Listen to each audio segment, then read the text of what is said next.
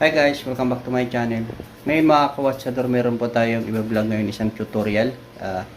Update po tayo sa mga vlog natin kasi madalang po tayo makapag-upload guys. Yan. Ito guys ang ating ibigay tutorial, isang BBG 5382. Yan guys. Umpisa natin mga kawatsador. Okay. Yan guys, bali ito na po yung ating bibigyan ng tutorial guys. Yan. Yan. Ito po yung 5382. Yan. Kung mapapansin mga kawatsador, mode button, adjust button, then light. Itong may nakalagay pa ito, ano ito, city. Ito po yung forward, reverse. Yan. Bali, tuturo po natin kung paano mag-synchronize ng oras. Ang unahin po natin muna yung guys itong analog or digital. Dalawa po yan guys. Yun yung kanyang digital, ito yung analog. Gawin po natin guys, unahin mo natin yung analog. Dito po tayo pupunta sa adjust button. I-press po natin siya ng 3 to 5 seconds. Siya pa. Ayan. Kung mapapansin nyo guys, di ba lumabas yung handset? Ngayon po ay lumabas yung subdial. Ang subdial po dyan, itong umiikot na maliit na to guys. Yan. Ito muna ang kailangan natin itama. Ito ang subdial. Hintayin po natin siya huminto. Ayan. Hintayin natin siya. Para maitama natin. Yan. Kung mapapansin nyo, huminto na. Itatama natin itong subdial para maging 12 o'clock. Dito tayo pupunta sa forward. Hop. Baka lumampas. Yan. Dito. Pindot-pindot lang yan guys. Nakikita naman mga kawatsador, diba? Yan. Yan. Kung mapapansin nyo po yan, naka-straight na yan sa 12 o'clock. Pupunta tayo doon sa itong hands. Yan. Punta tayo rito sa mode para mag 0-0 guys.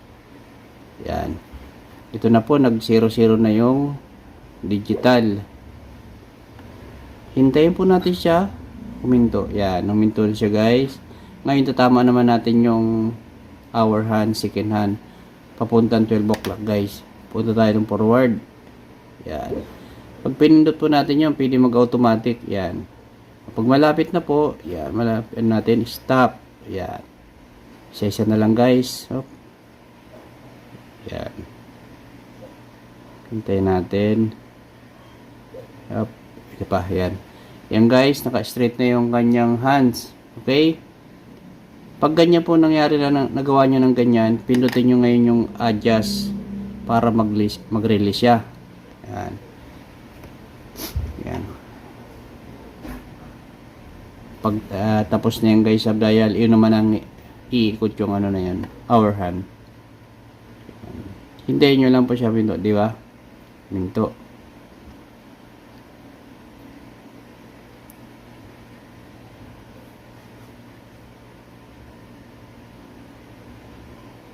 Hintayin po natin siya minto sa kung sa yan.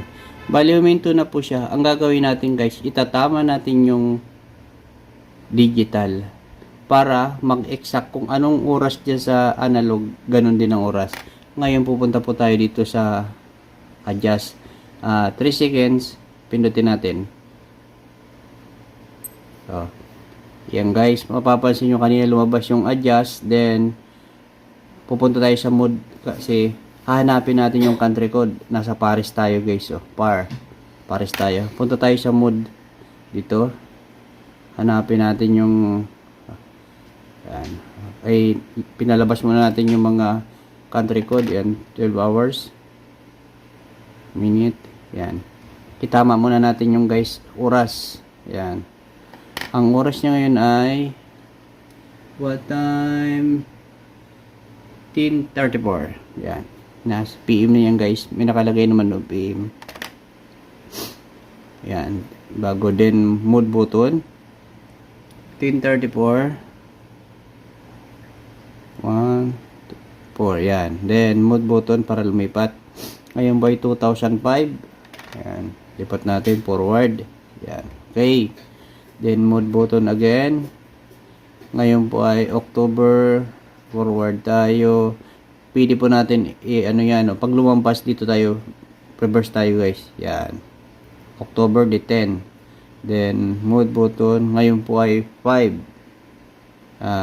Lampas sa pizza. Gawin natin, reverse natin. Ayan.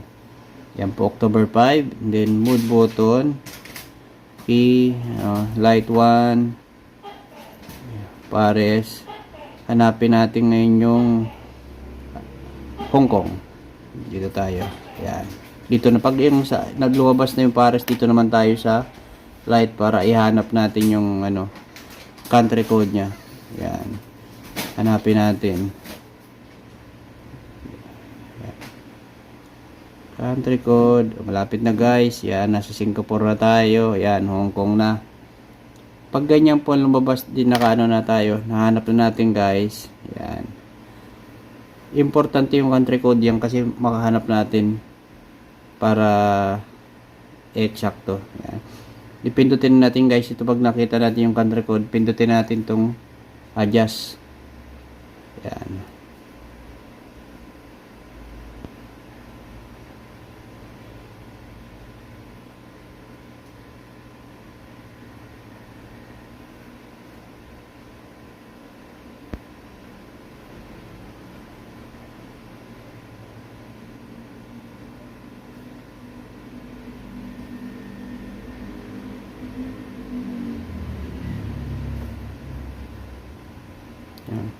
Ngayon guys, hindi pa natin na perfect yung na yon.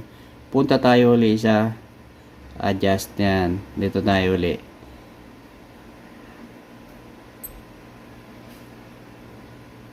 Yan. Hong Kong.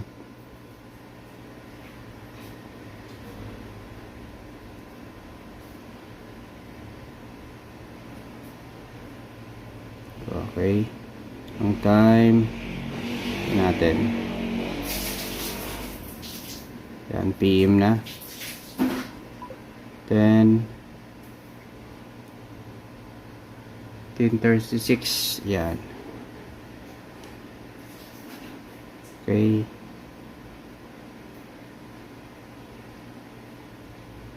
Five. Yan. Ngayon mga kawatsador, pag nagkamali kayo doon sa na yun, doon sa inyong linagay na time dito sa digital, mamali talaga ang inyong mamali ang oras niyan. Kokorek natin guys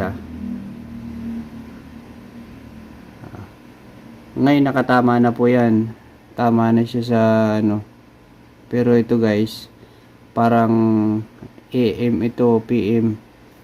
Ngayon forward natin, hanapin natin yung PM yan kasi sasalang oras niyan. Kailangan lumabas talaga yung nakikita nyo dumpi doon. Kailangan palabasin mo yun. Then para correct makita natin, double check natin. Yan. Lahat po yan. Yan. Then pindutin nyo ito guys. Yan. Kung mapapansin nyo mga kwatsador, yun ay pizza. October 5. Hintayin nyo po kumentong subdial na to. Sa katatama yung kung oras ang digital, yun din ang oras nun. Bali, lang natin, niligaw natin yung ating tutorial na isa para mas mabilis nyo makita kung paano. Yan. Titingnan natin mga kwatsador kung anong oras ang lalabas yan. Ito guys, kung mapapansin nyo, 10:38. Tingnan natin, dito natin. Dito wala, dito. Ito no.